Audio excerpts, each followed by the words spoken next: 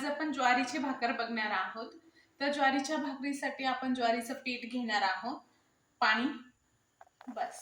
आता पीठ आधी व्यवस्थित एकत्र करून घ्यायचं आहे। हे बघा, मी ताटामध्ये पीठ घेतलेलं आहे आणि पाणी थोडंसं टाकलेलं आहे। मी गॅस सुरू केलेला आहे, बघू शकता तुम्ही।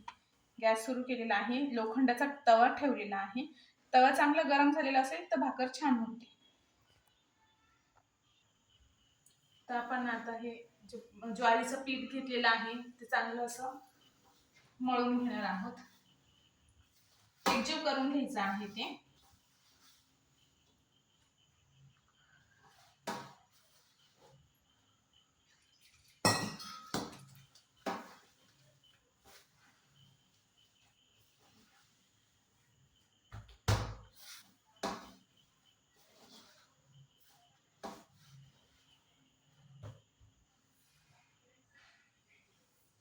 हे बघा, मी चांगलं असं पीठ एकत्र केलेलं आहे।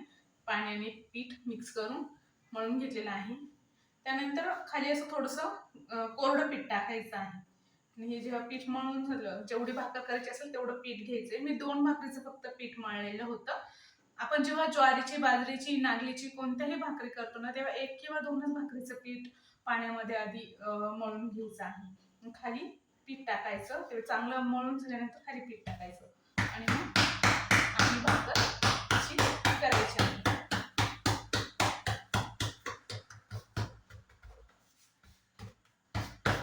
ज्वारीची भाकर खाल्लेली चांगली असते, थंड असते ज्वारीची भाकर। आणि ज्वारीच्या भाकरीमुळे वजन वाढत नाही, सगळ्यात महत्त्वाचं। आणि डायबिटीज वाल्यांना तर ज्वारीची भाकर चांगलीच असते। शुगर जास्त वाढत नाही ज्वारीच्या भाकरीमुळे, त्यामुळे ज्वारी ही खायलाच हवी। तसं तर बाजरी, ज्वारी, नागली आणि कधी कधी सर्व कडधान्य असतात, हे सर्व कडधान्य मिक्स करून त्यांची पण भाकर केलेली छान। म्हणजे जेवढ्या पौष्टिक वस्तू असतात, पौष्टिक गोष्टी असतात, त्या खाणं गरजेचे आहे।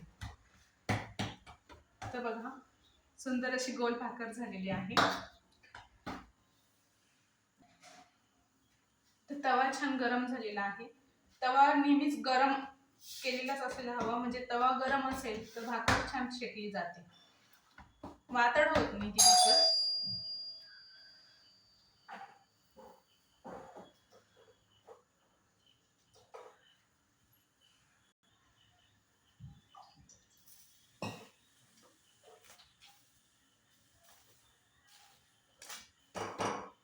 ज्या बाजूने भाकर आपण करतो ना, म्हणजे थापतो, खालची बाजू जी असते पिठाची, तव्यावर टाकताना ती जी बाजू आहे, ती साईड जी आहे ती वरती करायची आहे। म्हणजे जेव्हा थापतो आपण, जर खालची बाजू असते ती तव्यावर टाकताना वरती यायला हवी।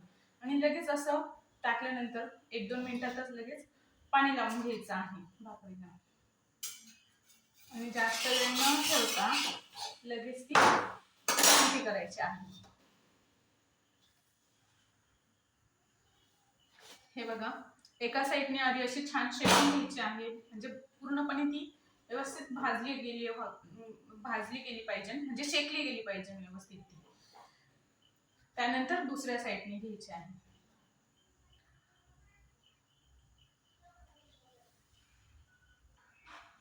हे बघा, मस्त अशी ही फुगत आहे, छान पूर्णपणे कडून ती शेकून घ्यायची आहे व्यवस्थित।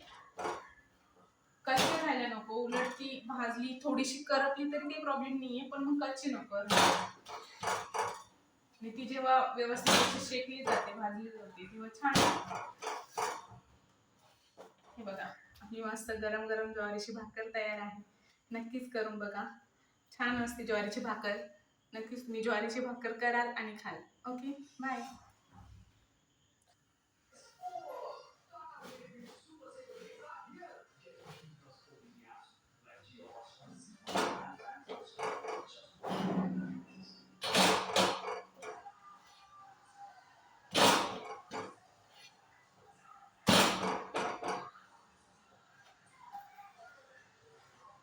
छान आहे ना, मस्त ज्वारीची भाकर अशी फुगते।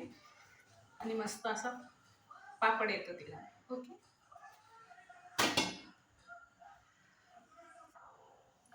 मला पूर्ण विश्वास आहे की तुम्ही ज्वारीची भाकर करून बघाल. चुलीवरची भाकर एकदम छान लागते, पण आपल्याकडे सध्या तरी चूल नाही. आपण नक्कीच एक वेळेस चुलीवर ज्वारीची भाकर करूया, कारण तिची जी चव आहे ना ती वेगळी असते. पण अशी ज्वारी खाल्लेली चांगली असते, त्याच्यामुळे ज्वारीची भाकर नक्की करा. Okay, bye.